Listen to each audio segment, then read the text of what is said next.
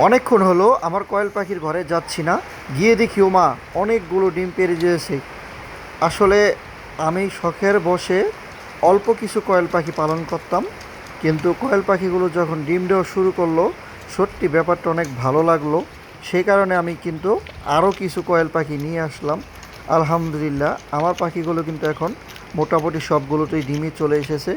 আর আমার পাখিগুলো অনেকক্ষণ ঘরে আসি না বা দেখি না খাবার শেষ হয়ে গেছে কি না। এসে দেখি খাবারগুলো শেষ হয়ে গেছে। এখন পাখিগুলো কিন্তু খাবার খাওয়ার জন্য একদম পাগল হয়ে গেছে। সেটা কিন্তু আপনারা দেখতেই পাচ্ছেন, খাবার দিচ্ছি, দেরি সহ্য হচ্ছে না। কতগুলো তো আমার হাতের কাছে এসে খাবার খাওয়া শুরু করে দিয়েছে। আমার হাতগুলো ঠুকরা-ঠুকরি করা শুরু করে দিয়েছে।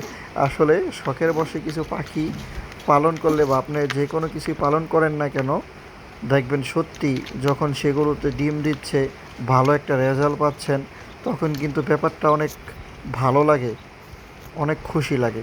আমার ডিমগুলো কিন্তু আমরা নিজেরাই খাই। আসলে আমি শখের বশে পাখিগুলো পালন করছি। দেখি সামনে যে ভালো কিছু বা বড় খামার করা যায় কি না।